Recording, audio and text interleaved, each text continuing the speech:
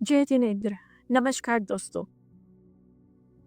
ताली कभी भी एक हाथ से नहीं बजती है, ऐसा ही हम हमेशा सुनते आए हैं, पर ऐसा हमेशा होता नहीं है। ताली एक हाथ से नहीं बज सकती है क्योंकि दूसरे हाथ को जबरदस्ती उसमें घसीटा जाता है। मतलब ताली बजाने के लिए जबरदस्ती घसीटा जाता है। छोटे छोटे सटल रिमार्क्स रोज सुन सुनकर वंशिका दुखी हो चुकी है। अब वो कहीं कहीं रिएक्शन देने लगी है, हालांकि काफ़ी चुप ही रहती है। अब जब वो थोड़ा थोड़ा रिएक्शन देगी तो क्या कहा जाएगा, ये देखो ये तो कितना बोलती है, ये घर में हारमोनी नहीं रहने देती, मतलब ज़बरदस्ती ताली को बजा लिया गया है। तो आइए देखिए कि स्टोरी में आगे क्या होता है, किस तरह से वंशिका को उकसाया जाता था। और आगे जब स्टोरी ये ख़त्म होने वाली होगी तो आपको खुद ही समझ में आ जाएगा कि मेरे कहने का क्या मतलब है, और आप खुद ही समझ जाएंगे कि इन रिमार्क्स का क्या मतलब था और ये किस तरह की टॉक्सिसिटी है, कैसे किसी का जीवन खराब किया जाता है। अभी वंशिका को उस घर में आए हुए बहुत ज़्यादा समय नहीं हुआ था, चंद हफ्ते ही हुए थे। वो रोज़ मिन्नतें करके अपने हस्बैंड को, अपनी मदर इन लॉ को खाना खिलाती, सुबह नाश्ता बना के हस्बैंड को ऑफिस जाने से पहले देती, जो कि हर वाइफ करती है, मिन्नतें कर करके खिलाती, जिसका नतीजा ये हुआ कि वो बिल्कुल छड़ की तरह का जो उसका हस्बैंड था वो वेट गेन करने लगा। और क्योंकि एक टॉक्सिक परिवार में इस चीज़ को ठीक नहीं देखा जाता। क्यों ठीक नहीं देखा जाता? क्योंकि मदर और सिस्टर के साथ जो वो लड़का रह रहा है तो वो बिल्कुल पतला दुबला है, एक्सट्रीमली पतला है। और जब उसकी वाइफ आती है, वो मिन्नतें कर करके उसको खिलाती है तो उसका वेट गेन होता है, जो कि इन टॉक्सिक फैमिली के मेंबर्स को बर्दाश्त नहीं है, क्योंकि इसका क्रेडिट, इसका श्रेय उसकी वाइफ को मिलेगा। तो दीपक जी की जो सिस्टर है वो ये बोलती हैं कि देखो, आफ्टर मैरिज हार्मोनल चेंजेस हो गए हैं, इसलिए दीपक का वेट गेन हो गया है। कोई बात नहीं। वंशिका मन इस पर हंसकर शांत हो जाती है और शांत ही रहती है। वो बोलती ही नहीं, कोई रिएक्शन ही नहीं देती, क्योंकि वो बहुत सारी चीज़ें अब तक समझने लगी थी और समझ भी चुकी है। दूसरी बात ये है कि जब मिन्नतें करके वो अपने मदर इन लॉ को भी खाना खिला रही है तो कभी कभी उसकी मदर इन लॉ भी वापस उसको बोल देती है कि बेटा ये और ले लो, वो और ले लो। इसी कड़ी में एक दिन उसकी मदर इन लॉ बोलती है उससे, अभी तो तुम्हें ये सब कह भी रहे हैं, अब आगे तुम्हें कोई पूछेगा भी नहीं। तो ये उसको बात बड़ी अंदर तक उसको गढ़ती है कि इसका मतलब क्या है। अब वो इस वक्त इसका मतलब नहीं समझ पाई, जैसे मैं और आप नहीं समझ पाए हैं, बट धीरे धीरे स्टोरी आगे बढ़ेगी तो हम भी इसका मतलब समझ जाएंगे कि ये सटल से रिमार्क्स जो हैं ये अपने मीनिंग छोड़ के जाते हैं, इनका मतलब होता क्या है।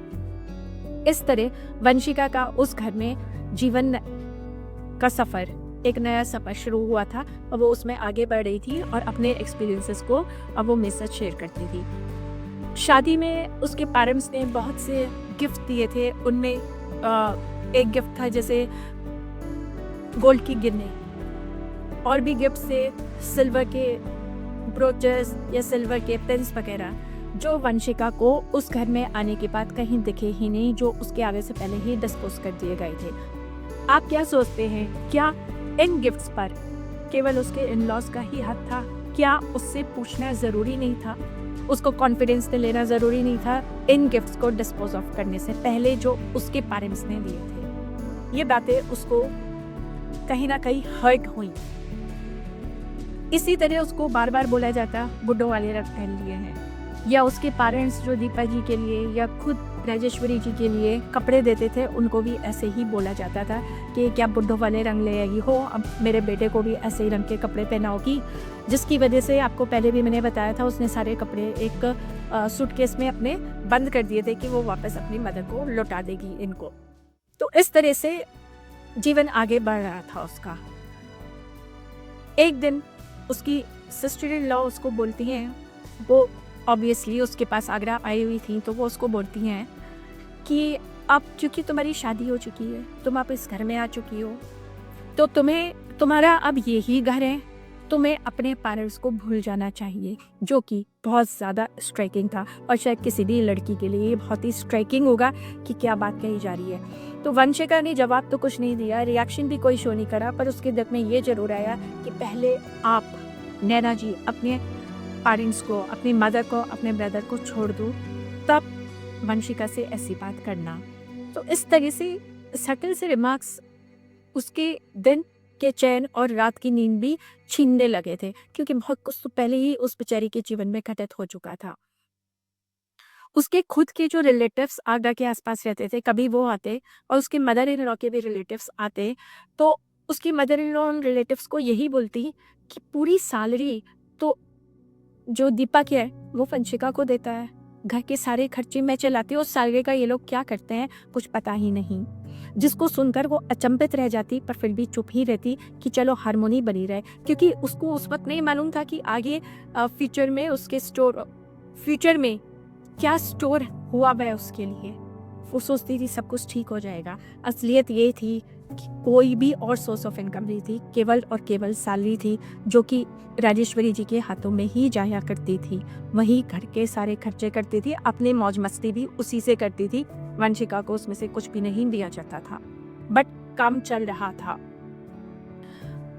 अब गर्मी आई तो मैडम जी कौन, राजेश्वरी जी, उनको तो कॉटन की साड़ीज ही पहननी होती हैं। तो वंशिका दीपक जी के साथ गई, उनको कॉटन की साड़ीज ला कर दी, जो वो बड़े मज़े से पहनती थी। ठीक है, इसमें कोई भी बड़ी बात नहीं है, केवल ये बताने का मकसद है कि वंशिका अपनी रिस्पॉन्सिबिलिटीज़ को बखूबी निभाई जा रही थी। एक चीज़ जो बड़ी अचंभित करती थी वंशिका को, कि उसकी मदर इन लॉ और सिस्टर इन लॉ बहुत बड़ी बड़ी बातें करते थे, बट चीज़ों को रखने का कोई तरीका उनके पास नहीं था। आप सोचिए कि party wear sweaters, party wear saris, heavy silken saris को नाइट ड्रेस की तरह बनाकर और पहनकर राजेश्वरी जी सो जाती थी। नतीजा ये होता था कि जब भी उनको कहीं बाहर जाना होता था, उनके पास कोई ढंग का कपड़ा नहीं मिलता था, कोई ढंग का स्वेटर नहीं मिलता था। वंशिका अपनी स्वेटर उनको शेयर करती थी, तब वो कहीं बाहर जा पाती थी। और भी उसने, वंशिका ने जो नोट किया कि भाई राजेश्वरी जी तो केवल बेड पर बैठी रहती हैं दिन भर, वो अपनी अलमारी ऑर्गेनाइज नहीं कर सकती। उनको कहीं बाहर जाना होता है तो वो अपना सूटकेस भी नहीं जमाती है, वो भी या तो उनका बेटा जमाएगा या बेटी जमाएगी, और दोनों अगर एब्सेंट हो तो वो वंशिका जमाएगी। कुछ बड़ी बड़ी अजीब चीज़ें नहीं थी, मतलब उनको तो एक जीता जाता सर्वेंट चाहिए था हर वक्त, जो उनके काम करता रहे। और कैसी फिगर हो वो सर्वेंट, वो ऐसी फिगर हो जिसके मुंह में जबान भी नहीं है, इस तरह का कहा गया था। और हर वक्त उसको ये भी कहा जाता कि अगर तुम बिना पूछे कहीं भी गई ना, किसी रिलेटिव से मिली, तो जो तुम्हारा पति है दीपक जी जो हैं, वो तुम्हें घर से ही निकाल देंगे। अरे भाई, घर से निकालना इतनी आसान चीज़ होती है और इतनी छोटी सी बात पे घर से निकाल दिया जाता है। आप एक जीता जागता इंसान नहीं, क्या पुतला लेकर आए हैं अपने घर में? इस तरह के माहौल में उसका जीवन कट रहा था। तो आप खुद ही सोचकर बताइए, क्या ये सारी चीज़ें बहुत ही नॉर्मल है? प्लीज़ कमेंट बॉक्स में मुझे ज़रूर इनके जवाब दीजिए। अब मैं एक तो क्वेश्चंस जो मैंने पिछले एपिसोड्स में आपसे पूछे थे, आप में से कुछ लोगों ने उसके जवाब भी दिए, जिसके लिए मैं बहुत ही शुक्रगुजार हूँ आपकी। उसको डिस्कस करते हैं। जैसे वंशिका और दीपक जब कुल्लू मनाली जाते हैं तो वंशिका को बहुत तेज़ बुखार क्यों आता है, उसको वीकनेस क्यों होने लगी थी। और ये भी बताया था कि फर्स्ट टाइम जब वो अपने घर जाती है, आईब्रोज शेप करवाती है, उसके बाद आईब्रोज भी ग्रो करनी बंद हो गई। क्योंकि ऐसा होता है कि बहुत बार हमारा माइंड जो चीज़ डिटेक्ट नहीं कर पाता, हमारी बॉडी उसको बहुत जल्दी डिटेक्ट कर लेती है। और क्या टॉक्सिसिटी उस घर में चल रही है और उसका असर क्या होने वाला है वंशिका की लाइफ पर, ये उसकी बॉडी ने डिटेक्ट कर लिया था और इस तरह के रिएक्शंस बॉडी ने देने शुरू कर दिए थे। तो ये था उसका रीज़न। अब आगे बढ़ेंगे हम अपने नेक्स्ट एपिसोड में। तब तक के लिए थैंक यू।